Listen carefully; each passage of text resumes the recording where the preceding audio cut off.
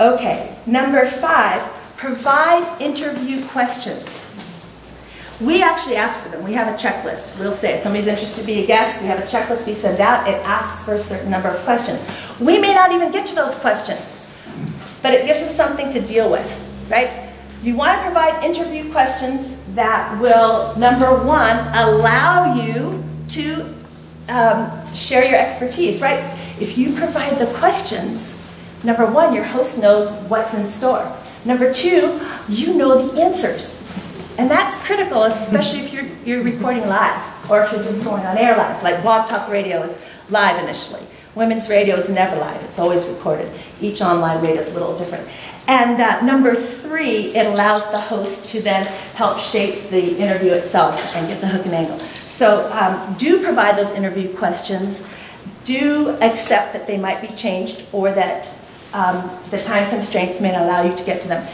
Thinking of time constraints, you want to find out how long is this show? How long will you be on? My sister and I were interviewed for a show where the host really wasn't prepared. We were under the impression we were the only guest and that we were on for 20 minutes. Once we went live, she informed us that we were on for an hour. Okay, good thing we ate already. And that we were one of 3 sets of guests. So that was a little awkward. Find out how long your show is, how long you're on, and then prepare your questions. If you have big, huge questions that answer the meaning of life, and you have an 8-minute segment, that's a little challenging. So find out, 8 minutes is one set of questions of a certain type.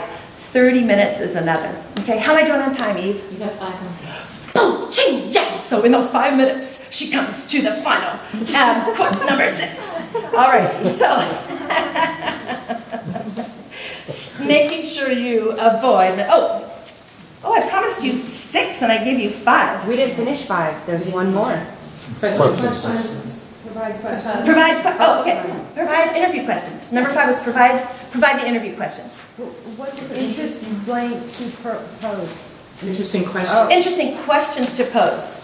And I'm going to try to tap dance. I really meant that as number 6. Oh yeah, I can count.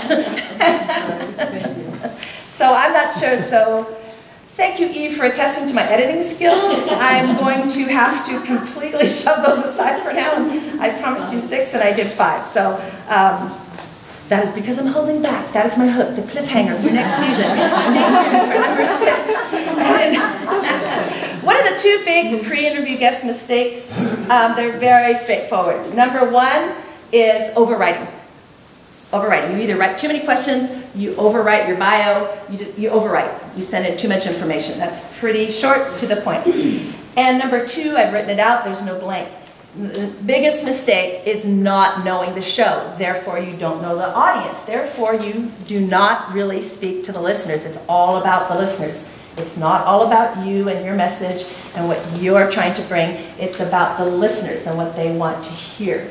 So much as I love listening to me, if really what I'm saying isn't valuable for you, there should be a different kind of hook skewing me off stage at an angle than what I've proposed. So it is really all about the listeners and staying focused there. So if you have not listened to a sample episode or done any research on the show or the host or the audience, it doesn't speak well for you. As I put here, and I can't be more blunt about it, hey, if you don't care enough to listen to my show, which lasts 7 minutes to 20, why do I care to go through the whole process with you as a guest, put you on? We do a lot of marketing and hype. So those are the 2 pre-interview mistakes. The 4 biggest errors guests make, we'll go through these quickly because they're pretty straightforward. Number 1 being boring.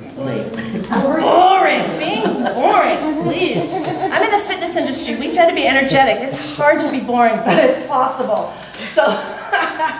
So number 1 mistake, being boring, okay? Please, just be aware that happens. Number 2 biggest mistake is thinking foremost of yourself and your message, your business, instead of thinking of the listeners. And it is. We're so used to looking at the palm of our hand. We forget that the listeners are looking at the back of the hand. We have to speak to the back of the hand. What they need to hear or want to hear is valuable versus what we want to say. All right? So it is that aspect of forget, we're so engrossed in what we do, we love what we do, we're so passionate about it, and yet if it doesn't matter to the listeners, they won't listen. The third, as I come through our handout here, is using your ad time, your air time as ad time. Thank you. Using your air time as ad time. Right? And believe me, a good host will work it in. A good host will say, hey, fantastic, Dr. Here, you have this chocolate product coming out. Okay, when are you sending me those free samples and why should we share them with other people? We will work in a way to highlight your book or your DVD or your business or your service or your discount. In fact, Heather Bond, who was in the RBC group number 2, the one just prior to this one, she has a fascinating story, and her episode's being aired tomorrow. And I encourage you all to go to womensradio.com and look for the one that says, Bond and Bale staying in shape in India in jail. Thank you, I titled it myself. Larry. They can email you and you can put them on your list to... Yes, to get that, yes, if you email me, I'll put you on the list to receive the link information.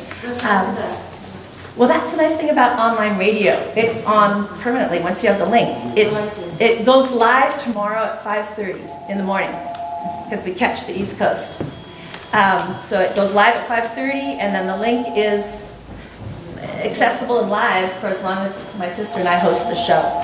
And the links are on this paper. I put that on the paper so you don't have to remember. It's incredibly long. Womensradio.com is incredibly short. You can look up Robin's show there. You can look up my show there.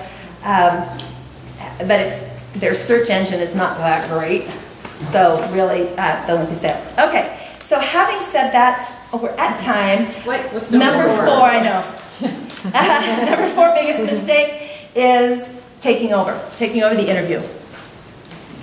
My sister and I interviewed Jane Velez Mitchell. If you watch HLN Headline News, you may have seen her. If you ever want to hear an interview where we lost control and she took over, it's that one. It's about her book, Addict Nation. So taking over the interview. If you discover that you've been talking and you've really been sharing a lot of information, you're way past your time and Eva's gave you the top-off signal and you haven't remembered to take a breath and you haven't done your cardio endurance work and your host has to interrupt you, that's a sign. You said it again. I'm up to that challenge, Rick. So having said that, it's taking over. And what I don't want to do is take over. I want to get to the questions. So your question was? Okay, how long, I've been on radio a lot, but how long do I make a comment or talk about my book or whatever I'm talking about? And also, how do I end a statement so the host, if he's like doing something else, knows that I'm ending the statement or whatever I'm saying? Okay, let me come to your first question first. How long should you talk about your book or promote it? If I'm speaking, what's the normal time to speak about? So I don't go over or under? Okay, so you're not talking about total time in the interview because you're supposed to say, oh, we've got another 2 minutes, then we have to wrap up. Ask me a question, okay. and then I'm answering the question, and how long should I go on? Well, if your host interrupts you, take that as a hint that whatever you just did was probably too long. And then kind of fashion from there. If not, I would say there's no hard rule of thumb. Every topic and content's a little different. And especially for the case of my sister and I, since we are co-hosts, that's 3 people minimum. So it's always going to be a little bit shorter per. I would say 2 to 3 sentences. If you get into 2 to 3 minutes, it's too long. Because again, it's not that 2 to 3 sentences and you're done. It's 2 to 3 sentences, then conversation. Oh, okay, well, you said your book cover really looks like it's just for men, but we're on a show for women. So tell me, is this really a book that's also for women? And they will elicit more information from you. So your host, if it's a good host, will guide you. And you can even pre-converse with the host and say, because each host will have preferences. Right, Robin, when you interview someone, you let them usually go a little bit longer per because they have more in-depth answers. Right. And so I would say my best answer to that question is ask your host ahead of time. That shows preparation and interest, and that always speaks well to a host. Somebody's interested to actually tailor his or her answers to our listeners. That's great. That's someone I might ask back. Does that answer that part for you? And the second part?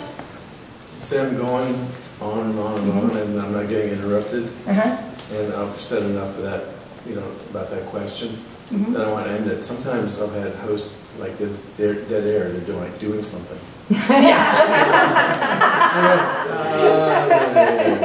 that's about all I have to say about that. It's dead air.